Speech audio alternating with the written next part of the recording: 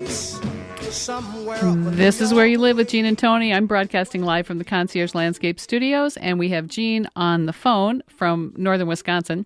It's time now for a message from the Minnesota Multi-Housing Association. The MHA Minute is brought to you by Pest Control Services. Give Greg Keener a call at Pest Control Services, 952-894-9748. Pest Control Services is a proud member of Angie's List and a member of the Minnesota Multi-Housing Association. That's Pest Control Services, 952-894-9748, 952-894-9748. Tell Greg that Gene and Tony sent you.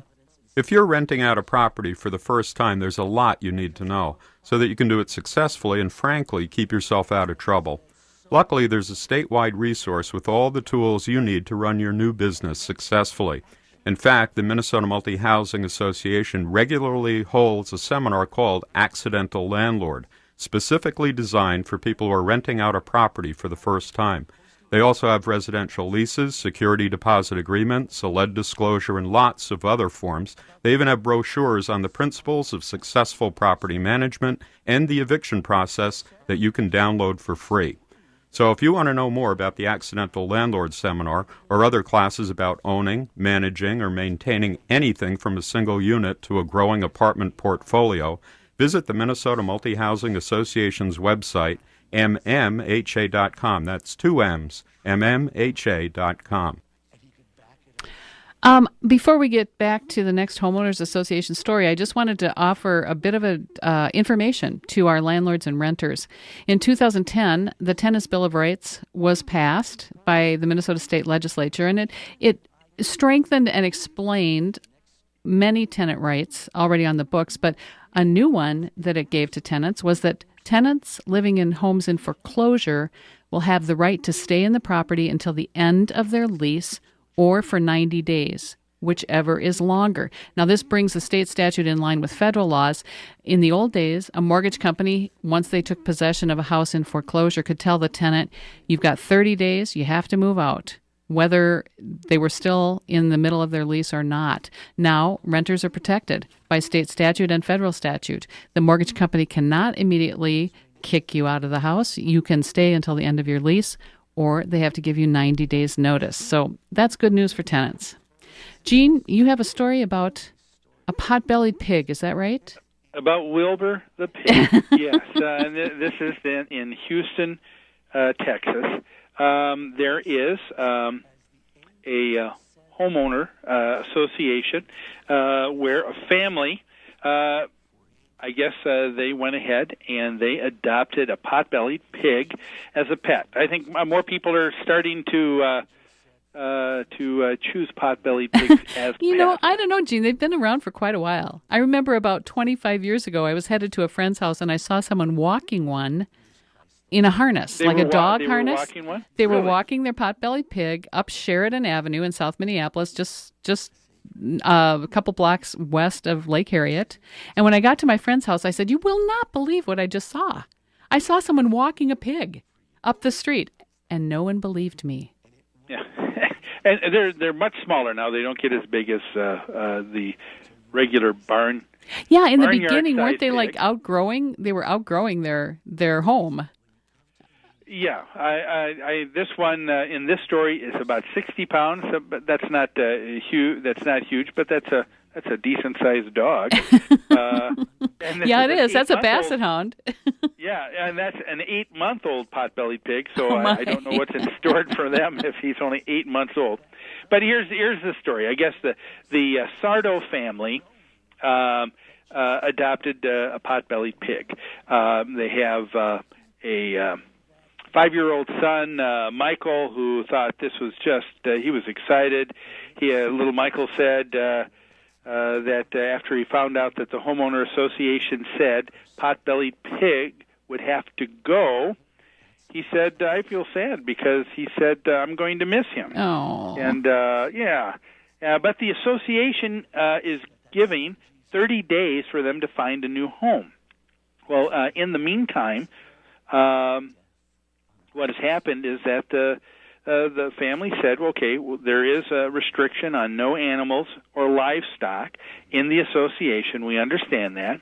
But after the homeowners association, where they made, I guess, a plea to keep the pig, the association said this. They said, "Look, Sardo family, if you can get a petition signed by 51% or better of the owners in the association, we will change the deed restrictions and allow you to keep the pig." Huh.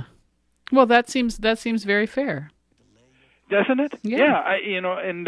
And so right now, the Sardo family is between now and I think it's the first or second week in August when the 30-day deadline will end, and now they're going to take a look and see if they have the requisite 51% signatures of all the homeowners. And I like this story because instead of people just crying foul and people saying that everything is awful and wrong, here are people trying to work things out. Another positive story of people trying to work out their differences and change what they can change. Yeah. Now, I went online because it says that Wilbur has his own Facebook page. I don't know if you were aware of that. I was not. Yes, and so I read some of the. There's a number of people that have friended Wilbur. Oh, yeah. You know, I've just put it in perspective. There's more people friending Wilbur than myself on my Facebook page. So he's getting to be a popular pig here. Well, he's more notorious than you are. Yes. And Wilbur, here's some of the responses people have said. One person wrote in and said, "How can we help you, Wilbur?" Aw. Another person wrote in and said, "Good luck, Wilbur. Hope you can stay with your family. Maybe you could start a second petition to remove your neighbor from the association." Oh dear. But then not to be outdone, there's a few more. One says, "Wilbur, maybe the neighborhood condo could get together and have a pig roast." Oh. No. And then another person said, "Have you thought of trying a 4-H or egg exemption?" A 4-H exemption. You know, I like this story. It's a positive story about neighbors working together again. But Gene, how would you feel if you lived next door to a pot-bellied pig? I don't know. I got to tell you, part of the article said that someone complained of the smell, and the reaction from the family was he doesn't smell. He doesn't smell as bad as a dog smells. Yeah. And that may be true, but you know what? Their leavings stink to high heaven. Yeah. And worse than any dog. So that could be the smell problem. Yeah. If it is, if that is an issue, that's something that would have to be dealt with. Yeah. The only thing that I think would have made this story from just being a good story to a great story would have been for this family to have approached the HOA before buying the pig. Yeah, there you go. You know, here's an example of people not realizing the authority and the importance that their governing documents, rules and regulations have where they live in an association. Yeah, you're absolutely right. But you know what, Gene? Had they approached the board in advance and asked for permission for this pet, it never would have made the news. We don't get to hear about people who are happily complying with their governing documents and their covenants and restrictions, do we? That's very true. So yes, we appreciate it from that standpoint. But I think it would have been better, and it would have been better for a 5-year-old son. To get a pet, and then to say to the son later, "Sorry, but we're going to have to get rid of your pet." That's true. That's kind of hard, and so that's another reason why I think it would have been better to try and check things out with the association. Listening to the way the association reacted, my hat's off to them. Yeah, you know, we're not talking about a story of people that are just fining people and just trying to be mean and say, "Well, the rules are the rules. Sorry, tough luck." These are people who I think really have not only their pulse on what the majority wants, but if they don't, they know where they need to go to see for something to take place. And I think that's so important. A board should be flexible and reacting to the wants and needs of its constituents, which are the other members of the homeowners association. Yeah, I agree. So, folks, if you want to show your support to Wilbur, go to Facebook and just type in Wilbur the Pig, and I'm sure you can friend Wilbur and tell him what you think, or give support to the Sardo family.